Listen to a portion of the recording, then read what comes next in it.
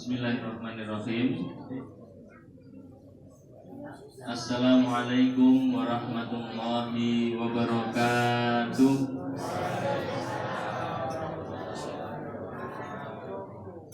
Innal hamdalillahi nahmaduhu wa nasta'inuhu wa nastaghfiruh wa na'udzu billahi min shururi anfusina wa sayyiati a'malina. May yahdihillahu fala mudilla lahu wa may yudlilhu fala hadiya lahu. Asyhadu an la ilaha illallah wahdahu la syarika lahu wa asyhadu anna Muhammadan abduhu wa rasuluhu la nabiyya wa la rasulahu ba'da. Allahumma shalli wa sallim wa barik ala nabiyyina Muhammad wa ala ali Muhammad kama barakta ala Ibrahim wa ala ali Ibrahim fil alamin innaka Hamidum Majid. Amsayna ala fitratil Islam wa ala kalimatil ikhlas wa ala dini nabiyyina Muhammadin sallallahu alaihi wasallam wa ala millati abina Ibrahim hanifan muslima wa ma kana minal musyrikin. Subhanaka la ilma lana illa ma 'allamtana innaka antal alimul hakim. Allahumma anfa'na bima 'allamtana wa 'allimna ma yanfa'una warzuqna ilman nafi'an.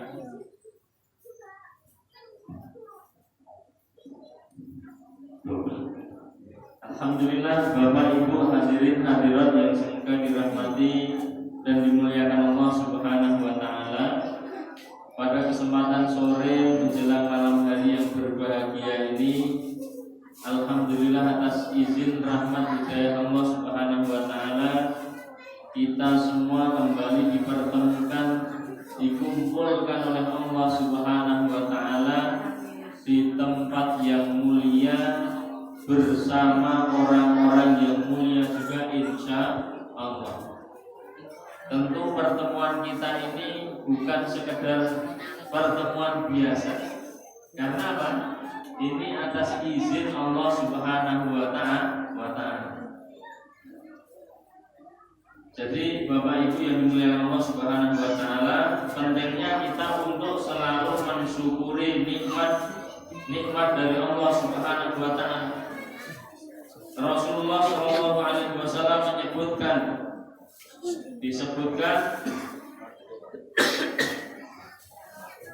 dari sahabat Ali bin Abi Thalib radhiyallahu anhu qala, beliau berkata, sami'tu Rasulullah sallallahu alaihi wasallam yaqul yambaghi lil aqili an yakuna fin nahari arba'u sa'atin, sa'atun yunaji fiha rabbahu wa sa'atun yuhasibu biha nafsahu wa sa'atun ya'ti fiha ahlal ilmi alladhina yubassarunahu bi amri dinihi wa dunyahu wa yansahunahu wa sa'atun yuqalli baina nafsihi wa ladzatiha fi ma yahillu wa yajmar. Jadi disebutkan dari sahabat Ali bin Abi Thalib radhiyallahu anhu, aku mendengar bahwa Rasulullah sallallahu alaihi wasallam bersabda, sebaiknya setiap orang itu memiliki empat waktu. Empat waktu yang dia diharapkan bisa fokus dalam empat hal ini setiap harinya. Setiap harinya paling tidak setiap orang itu memaksimalkan minimal empat hal ini dalam setiap harinya. Apa saja disebutkan? Yang pertama, sa'atun yunaji fiha rabbahu, harus ada satu waktu untuk apa? Bermunajat untuk dia gunakan bermunajat kepada Allah Subhanahu wa Ta'ala. Yang pertama, jadi dalam setiap hari kita diberikan waktu oleh Allah Subhanahu wa Ta'ala. Paling banyak 4 hal ini yang harus kita kerjakan. Yang pertama apa? Harus ada meluangkan waktu untuk bermunajat, beribadah kepada Allah Subhanahu wa Ta'ala. Ingkang nomor kalih menika wasa'atun yuhasibu biha nafsahu. Kemudian yang kedua, dalam setiap harinya ketika Allah memberikan waktu untuk kita, paling boten yang kedua ini adalah apa? Satu waktu dia gunakan untuk melakukan introspeksi di diri, muhasabah, bermuhasabah, evaluasi terhadap dirinya. Ini harus diadakan. Kapan waktunya? Nanti dicari sendiri. Apakah sebelum tidur, ataukah setelah bangun tidur? Yang jelas apa disebutkan oleh sahabat Ali bin Abi Thalib yang diriwayatkan oleh Rasulullah SAW, seorang hamba setidaknya apa? Menggunakan hari-harinya untuk minimal 4 hal ini.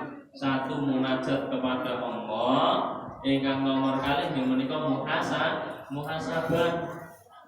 Saya beramal sudah benar atau belum?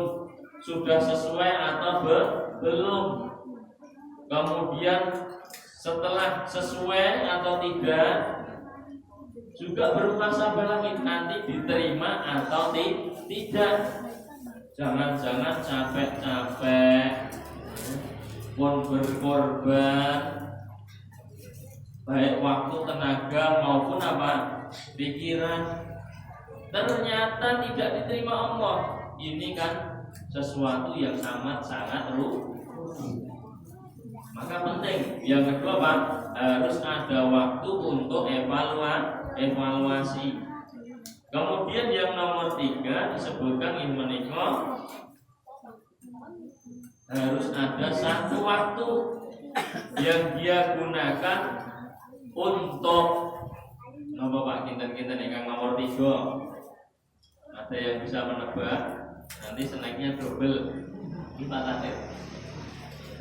Kira-kira apa Pak? Yang ketiga, tadi kan harus ada waktu bermunajat, di sholat, di sembahyang.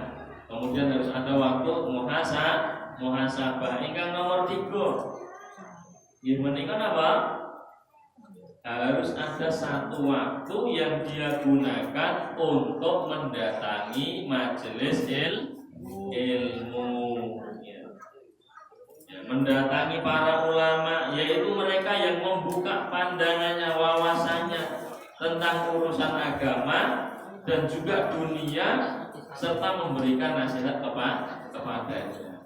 Ya, semoga dengan duduknya kita pada sore menjelang malam hari, termasuk yang poin ketiga, belajar bersama. Yang di depan, yang duduk di atas, bukan berarti paling ahli, boten Pak. Sama-sama kita belajar. Kemudian yang keempat apa? Yaitu ada satu waktu yang digunakan untuk membiarkan dirinya menikmati kelezatan, kesenangan pada hal-hal yang dihalalkan Allah. Boleh piknik, ini kok boleh lah. Boleh, tapi tidak kemudian setiap hari. Ini harus ada. Karena apa? Yang namanya semangat seseorang itu kadang-kala naik, kadang-kala turun. Nah, pas turunnya tadi itu pripun kira-kira Pak?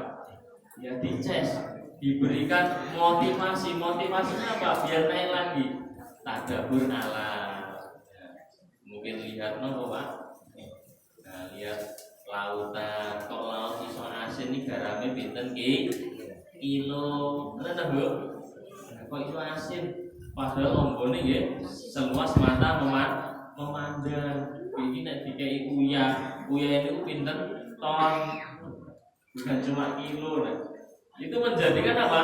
Kita nanti tambah semangat.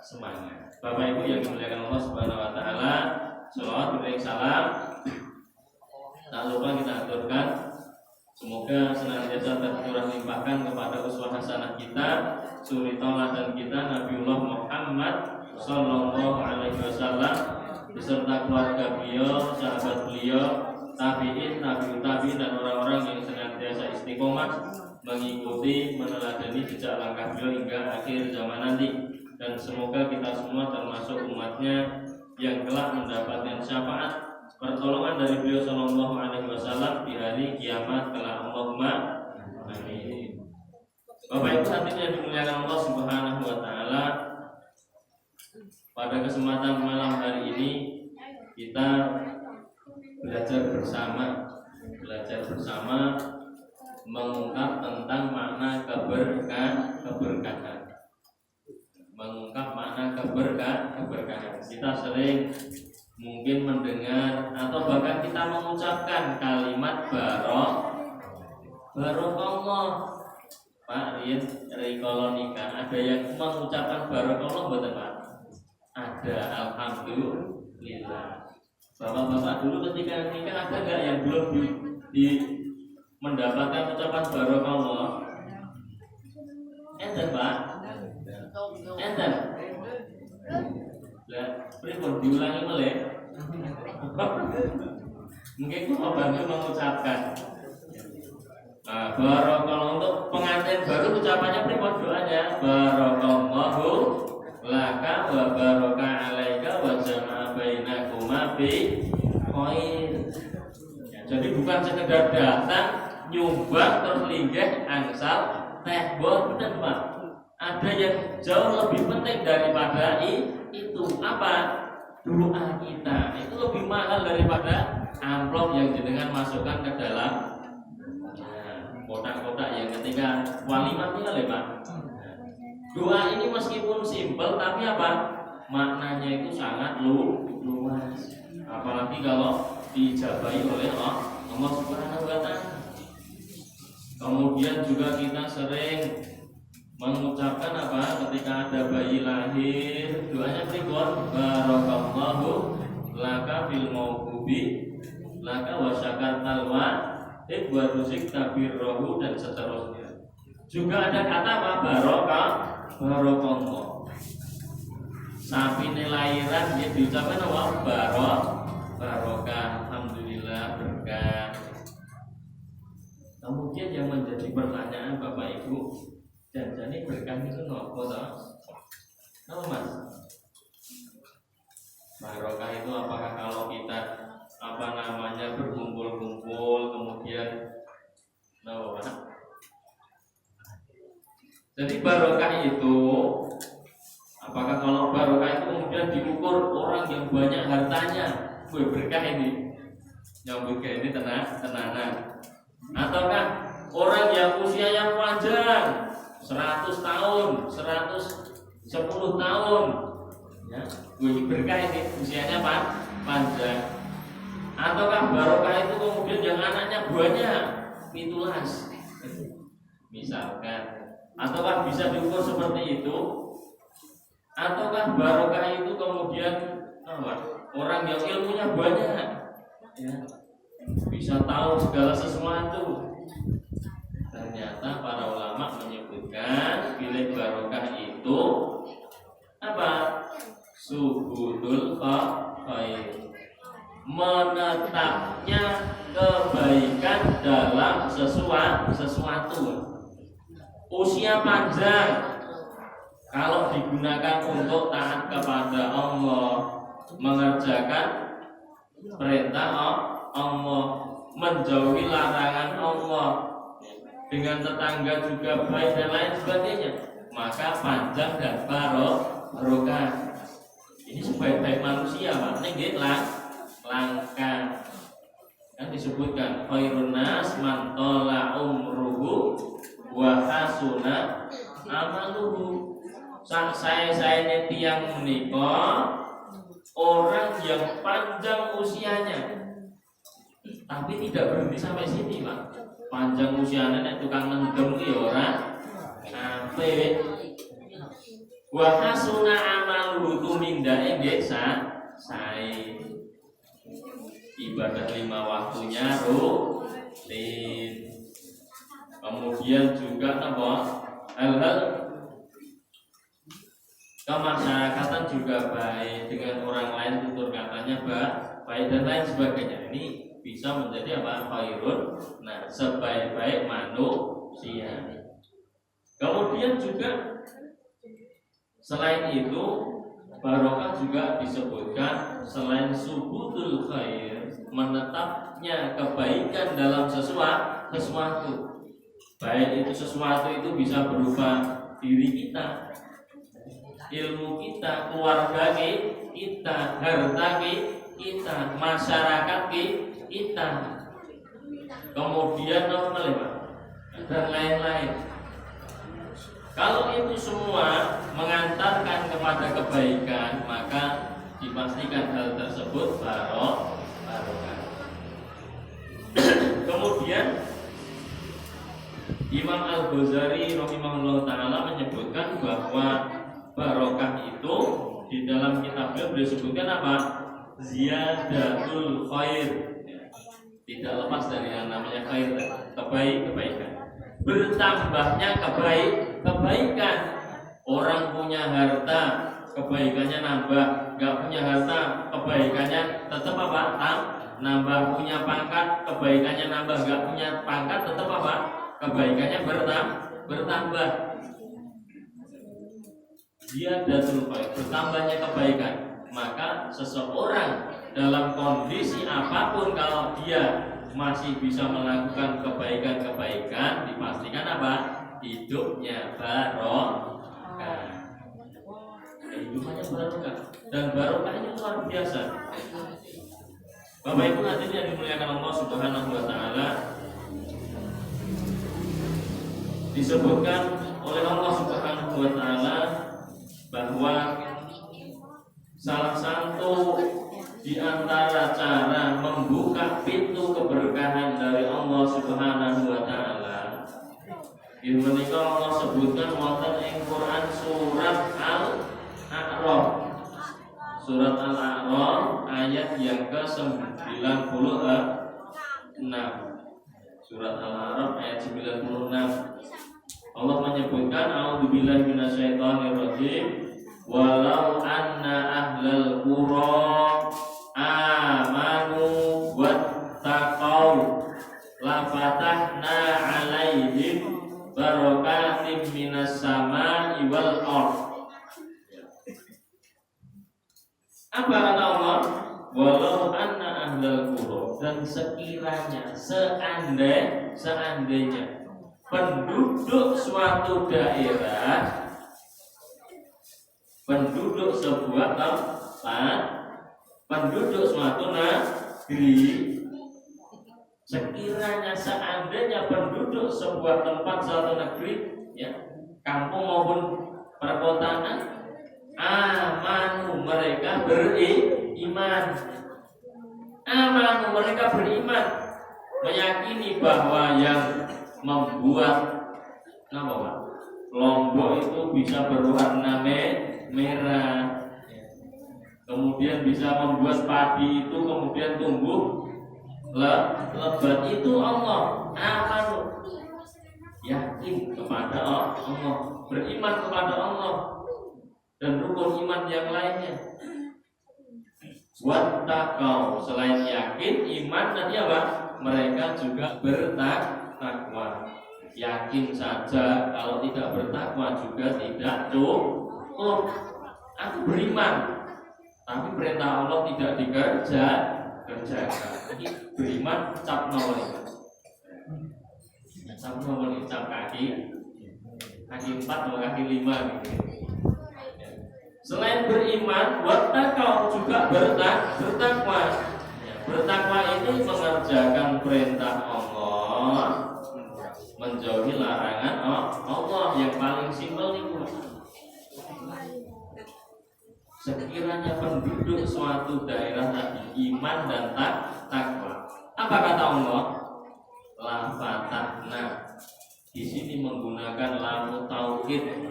Lamu taukid itu kalau di dalam istilah bahasa Arab menika ya, lam yang digunakan untuk menegaskan sebuah kata. Lam yang digunakan untuk menekankan sebuah makna. La fatahnya, la fatahna. Benar-benar kata Allah akan kami bukakan secara lebar-lebar. Apa yang akan Allah bukakan?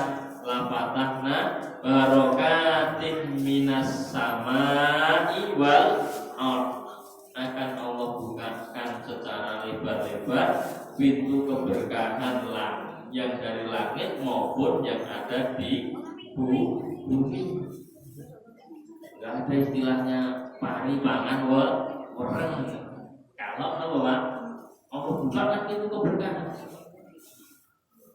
Jadi semuanya ketika diberkahi Allah Subhanahu wa taala itu akan berkembang bertumbuh dengan baik. Allah bukakan pintu keberkahan dari langit. Bentuknya apa? Di antaranya hujan. Yang hari ini sudah mulai langka. Ini terakhir hujan kapan Pak? Tasnya benar buatan Bu. Datang kali Jambi terakhir hujan sepekan yang lalu ya buatan. Itu pun malam. Pas orang tidur kali Jambi. Datang lagi kapan? Gerbis. Jadi Allah turunkan di antara tanda Allah menurunkan keberkahan dari langit, Allah turunkan hujan di antaranya. Ya, dengan hujan tumbuh-tumbuhan bisa tumbuh dengan baik. Sungai-sungai bisa mengalir dan lain sebagainya. Dengan air ini banyak memberikan apa? Kehidupan. Juga akan Allah bukakan pintu keberkahan dari bumi. Di antaranya apa? Allah jadikan satu dengan yang lain itu saling kompak. Tidak kemudian satu dengan yang lain saling mudah sikut-sikutan. Kemudian juga Allah bukakan keberkahan di bumi. Allah jadikan masyarakatnya, pemerintahannya adil dan makmur. Adil kemudian memberikan kemakmuran. Bapak Ibu yang dimuliakan Allah Subhanahu wa taala. Jadi di dalam surat Al-A'raf ayat 96 di sana disebutkan apa? Kalau ingin mendapatkan keberkahan, syaratnya dua, iman dan takwa. Orang beriman juga bertakwa. Dimanapun tempatnya, dimanapun dia ditempatkan oleh Allah, pasti akan menghadirkan keberkahan. Dan keberkahan itu kadang tidak kasat mata. Keberkahan itu tidak kemudian semuanya semata-mata diwujudkan oleh Allah dalam bentuk materi. Kadang keberkahan Allah berikan dalam bentuk yang lainnya. Bapak Ibu yang dimuliakan Allah Subhanahu wa taala. Lalu kemudian bagaimana kita bisa mengetahui, bagaimana caranya kita bisa mengetahui apakah kehidupan kita, kehidupan keluarga kita ini dibarokai Allah atau tidak? Bagaimana cara mengetahuinya? Apa kemudian menilaikan dirinya ke Pak Takmir atau Pak RT, Pak Agus berkah orang Pak? Tidak bisa seperti itu. Paling kita apa? Disebutkan paling boten ada 3 hal. Ciri-ciri ini nanti silakan kita baca pada diri kita masing-masing. Kalau itu sudah ada dalam diri kita, boten saya kemudian pamer, alhamdulillah aku barokah. Cukup dengan mengucapkan apa? Alhamdulillah. Apa 3 ciri tersebut? Yang pertama, Bapak Ibu, ya, apakah kehidupan kita ini diberkahi Allah atau tidak? Ciri yang pertama, orang yang hidupnya dibarokai Allah, mendapatkan keberkahan dari Allah. Yang pertama cirinya, dia merasa nikmat dalam mengerjakan amal soleh. Merasa nikmat, merasa ringan kalau mengerjakan ibadah. Cirinya yang pertama itu. Bagaimana kita tahunya? Yang tahu diri kita masing-masing. Subuh berat boten. Itu kan piyambak ya, diri kita masing-masing. Dhuwur bagaimana. Kemudian ketika infak bagaimana, apakah berat atau tidak, itu yang tahu diri kita. Diberkahi atau tidak. Ciri orang yang hidupnya diberkahi yang pertama apa? Ringan dalam mengerjakan amal soleh. Ringan dalam mengerjakan amal soleh, mengerjakan ketaatan kepada Allah. Dulu Bapak Ibu, ada seorang sahabat yang bernama Sinten Abbad bin Bishr. Abbad bin Bishr pernah cerita tentang ini derek. Dulu pernah ngisi tentang ini pertama sekali ya dia. Kayaknya bahas tentang apa? Ada Dajjal gitu. Jadi ada seorang sahabat Ansor yang bernama Abbad bin Bishr. Abbad bin Bishr ini itu kehidupannya diberkahi Allah Subhanahu wa taala. Di antara cirinya tadi yang pertama apa?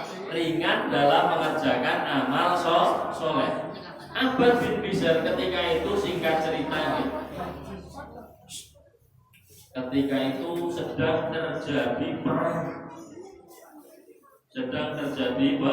Nah,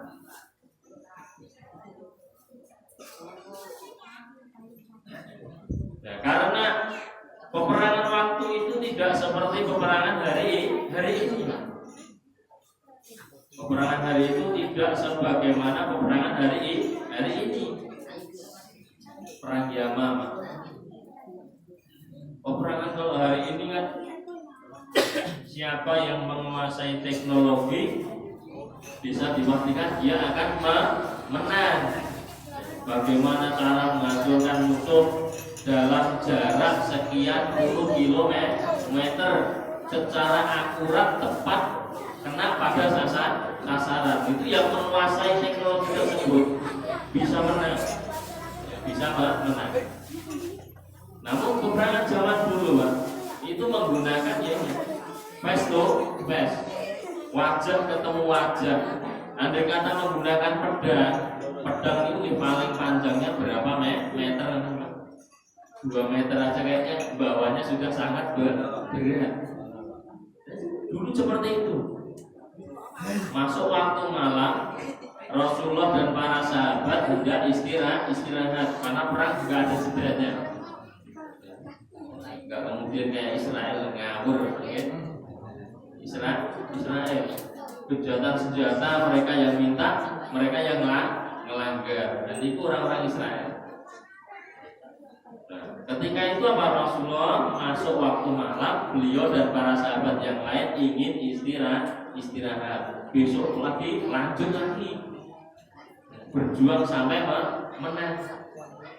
Kemudian sebelum Rasulullah istirahat, beliau menawarkan kepada sahabat baik Ansar maupun Muhajirin yang ikut perang pada waktu itu, wahai sahabatku, adakah di antara kalian yang siap, yang ikhlas, yang rela mengorbankan waktu malam ini untuk berjaga malam?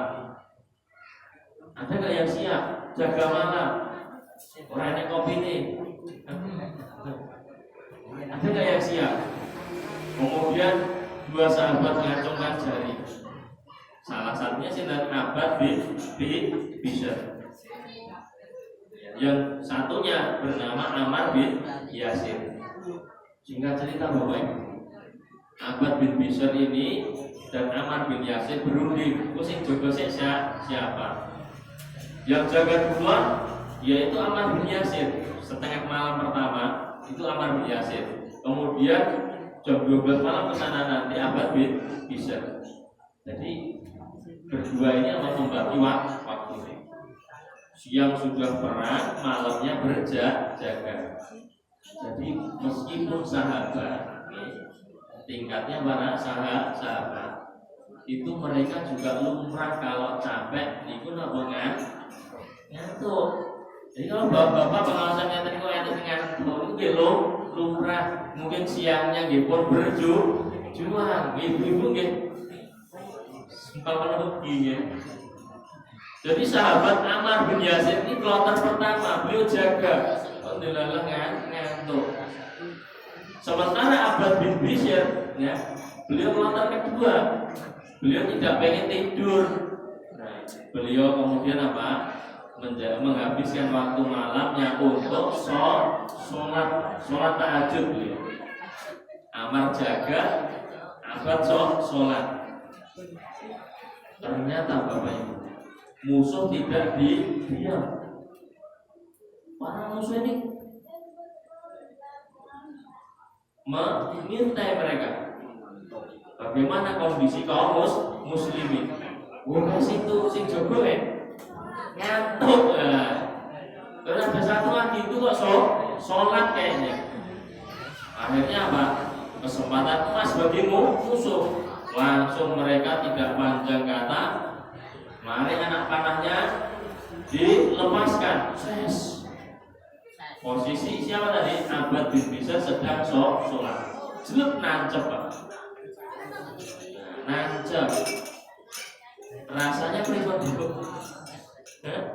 Karena anak panah nancep jelek badan. Bagaimana rasanya? Sakit. Kita aja mungkin ketika sholat, pas musim nyamuk kadang nih kok nyopot sepatu dan pun kakinya nih pun senam nih kok. Jadi yang nancep itu bukan sekedar nyamuk, tapi anak panah, jelek. Namun karena kekhusyuan Abbad bin Bishr dalam mengerjakan sholat, beliau baca surat Al-Kahfi. Surat Al-Kahfi. Masuk satu anak panah itu beliau gak kerasa. Kemudian masuk lagi yang kedua, jelek. Beliau belum begitu terpikirkan. Saking khusyuknya, beliau bisa menikmati sholat yang beliau kerjakan. Kemudian jelek lagi masuk yang kesekian teman. Kok kemudian beliau baru merasa kok lemas ya, jadi kita ini matur, caranya mengucur, otomatis tubuhnya semakin lemas.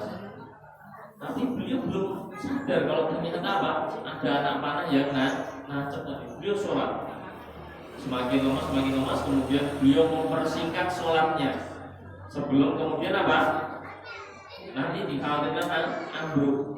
Beliau persingkat sholatnya, kemudian beliau cari sahabatnya, beliau bangunkan, marah, sahabat Ammar, beliau bangunkan. Melihat kondisi Abbad bin Bishr sudah berlumuran darah, Pak, orang berlumuran sudut, ini darah mengalir dari tubuhnya nih, darahnya tegang saplas. Dari konten kemudian Ammar bin Yasir bangun kaget, innalillahi wa inna ilaihi raji'un. Ada apa ini Abbad? Kemudian dia menceritakan, ketika aku sholat ada anak panah yang nancap dalam tubuhku. Satu saya nggak rasa, dua belum begitu, 3, 4, 5 baru mungkin beliau masih karena merasa lemes. Ammar juga Kenapa ketika tancapan yang pertama kamu tidak kemudian membatalkan sholat, terus kamu membangunkan saya? Bisa menikmati ibadah ini. Sampai-sampai anak panah masuk pun beliau tidak kerasa. Ini masuk ciri yang pertama.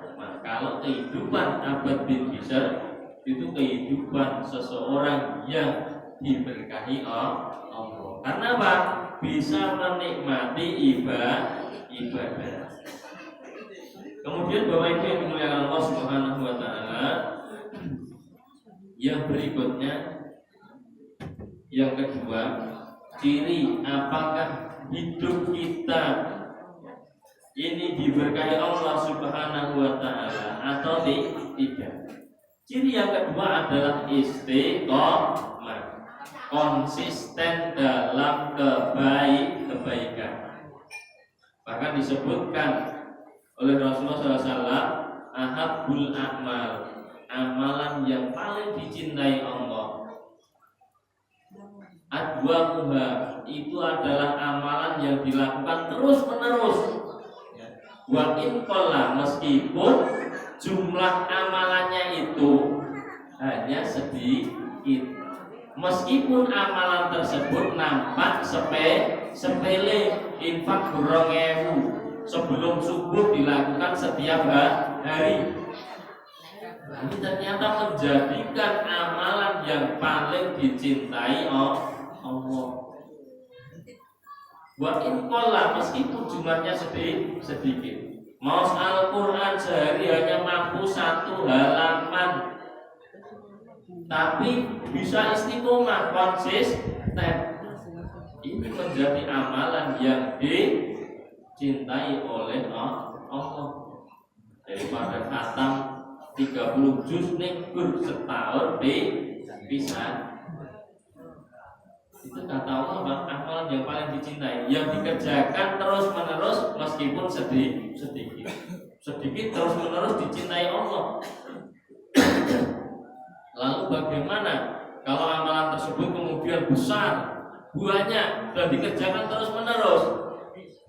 Ini sangat dicintai Allah. Nggih berat, dengan infak 100.000 setiap hari dan kotak masjid ini Pak.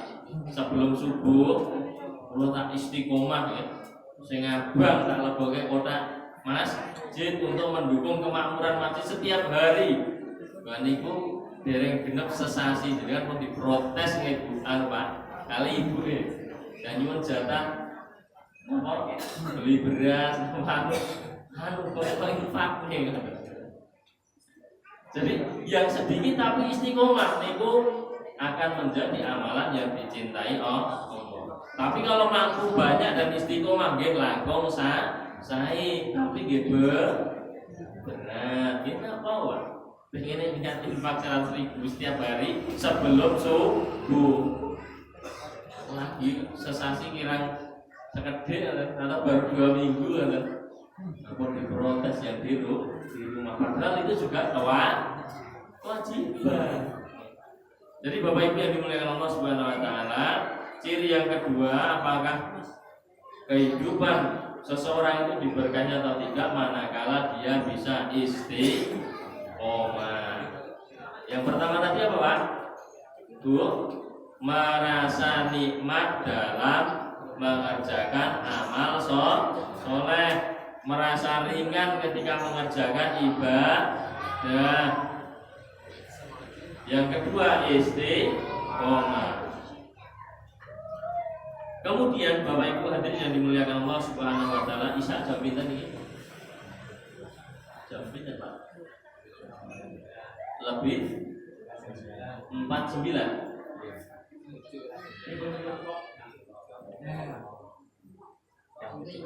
18 lebih 8 menit. Oke, artinya buat tenaga. Kemudian ya, istiqomah ini ternyata juga berat Pak. Dulu ada sahabat Nabi ya, pengawasan ya, dalam hal ilmu, dalam hal amal itu langsung dikontrol oleh sinten? Rasulullah. Tapi sekali lagi Rasulullah tidak punya hak untuk memberi hidayah. Hidayah hak mutlaknya Allah Subhanahu wa taala. Bahkan disebutkan, "Wahai Muhammad, innaka lan tahdi man ahbabta." Muhammad, kamu tidak punya hak wewenang untuk apa? Memberikan hidayah. Alaman ahbabta, kepada orang yang kamu cintai, kepada orang yang kamu pilih. Walakin Allah, akan tetapi apa? Allah Subhanahu wa taala yahdi man yasha. Bila apa? Apa namanya, hidayah itu menjadi keputusan dari Allah. Ini sahabat Nabi ngaji bersama Nabi, amal kesehariannya apa dipantau oleh Nabi. Bahkan dia menjadi duta utusan karena orangnya cerdas, amalannya juga luar biasa. Bernama sinten? Sahabat Rajal bin Unfuan. Ketika itu daerah Yamamah niku muncul kabar kok enek nabi palsu. Padahal tidak ada nabi setelah Rasulullah SAW diutus. Nabi palsu. Kemudian apa? Karena waktu itu Rasulullah sudah meninggal. Sebelum beliau meninggal, beliau katakan kepada sahabat, kelak nanti di neraka ada di antara kalian yang gigi gerahamnya sebesar gunung Uhud. Para sahabat satu dengan yang lainnya apa? Takut. Jangan-jangan saya. Nah, di situ ada Abu Hurairah. Jangan-jangan saya. Abu Hurairah, ya. Seiring berjalannya waktu apa? Beliau ternyata sambil introspeksi diri mengabsen siapa yang meninggal duluan, meninggalnya bagaimana. Si fulan meninggal, dicek. Oh, dalam perang ini syahid, berarti husnul khatimah. Si fulan meninggal ketika sholat, oh husnul khatimah. Meninggal ketika bekerja, husnul khatimah. Dapat itu husnul khatimah semuanya. Waduh, tinggal tersisa dua orang, sahabat Abu Hurairah dan Rajal bin Unfuan.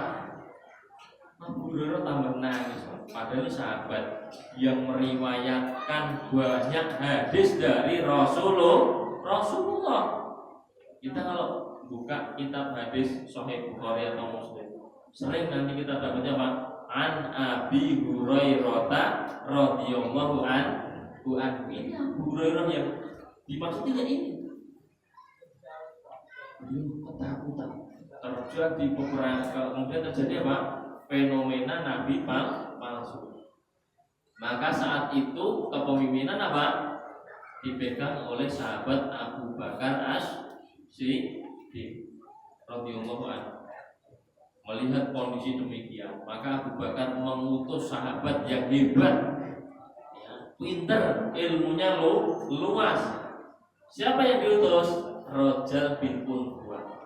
Rajal karena melihat potensi tadi, ya.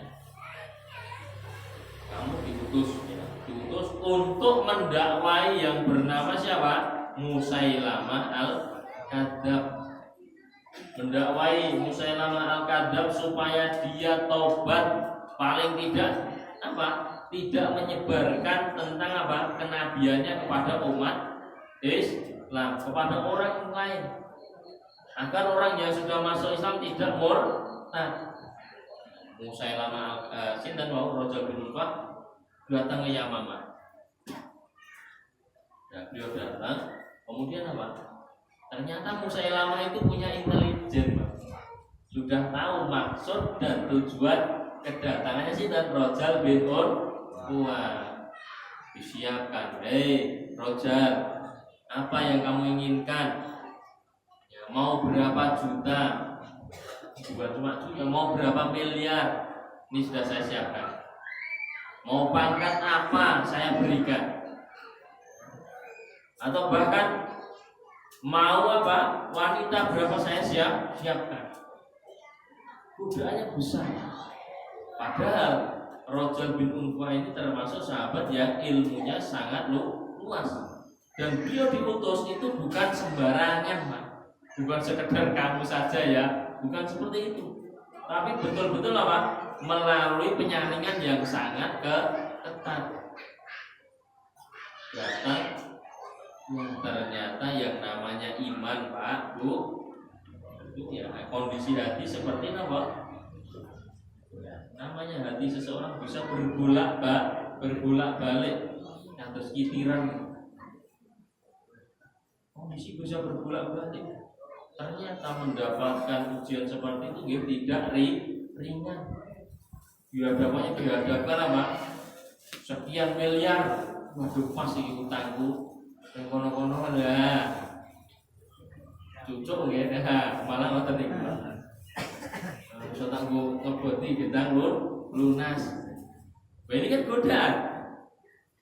Pangkat mungkin, wah, mau ditawari pangkat iki sing dulu pernah dolimi kamu kan tak cites habis ini kan ngoten. Ini ujian yang luar biasa. Maka ketika itu ternyata Pak Rajal bin Unfah kemudian menerima tawaran tersebut. Akhirnya dia dalam kondisi murtad. Dalam kondisi murtad terjadi perang besar antara kaum muslimin bersama apa? Pengikut setianya Nabi palsu. Perangnya apa? Ada didapati. Ini kok ada sahabat kita? Sinten mau?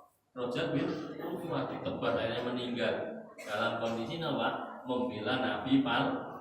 Berarti meninggalnya apa? Husnul apa su'ul? Su'ul khatimah. Abu Hurairah lega, pelong. Alhamdulillah ya Allah, ternyata bukan saya. Tinggal 2 orang. Istiqomah itu ternyata apa Pak? Bu, ringan apa berat? Berat. Senajan apa sahabat di kelasnya. Untuk kita yang jauh dari generasi sahabat ini ya juga akan merasakan lebih berat. Kemudian yang ketiga, apakah kehidupan seseorang itu diberkahi Allah atau tidak? Menikah selalu sabar dalam menghadapi ujian pun. Karena apa? Mau tidak mau, setiap hari, setiap kita itu sejatinya akan Allah uji dari satu ujian ke ujian yang lainnya. Ada yang diuji dengan anak, ada yang diuji dengan ekonomi, ada yang diuji dengan tempat tinggal, ada yang diuji dengan pasangan, ada yang diuji dengan apa Pak? Pertemanan, ada yang diuji dengan bla bla bla bla. Sangat banyak sekali. Seseorang ketika mampu bersabar menghadapi ujian, setiap ujian yang datang kepadanya dia yakin ini dari Allah. Dan dia ingat ayat Allah, la yukallifullahu nafsan illa wus'aha. Allah tidak salah menempatkan pundak.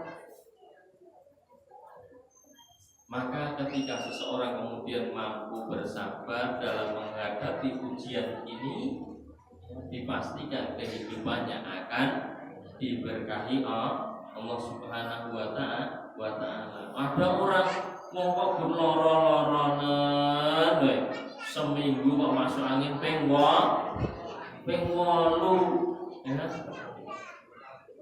Iki uripe jajane barokah apa tidak? Terus sakit terus kemudian apa dicap boten barokah belum tentu, Pak. Tapi tadi barokah tidak bisa kemudian secara kasat mata. Ya, kita lihat Nabi Ayub. Hidupnya sengsara loh. Kehidupan sehari-harinya itu Allah uji dengan penyakit.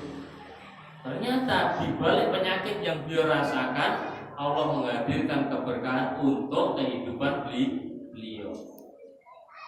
Penyakitnya luar biasa. Penyakit kulit yang orang kalau mendekat itu karena bau, itu lebih baik menyingkir. Istrinya tetap tabah.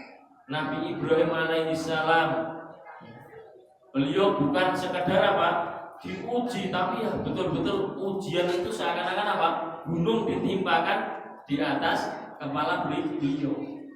Diuji dengan berbagai macam hal. Dengan dari bapaknya yang seharusnya Pak beliau mengharap bapak ini bisa menjadi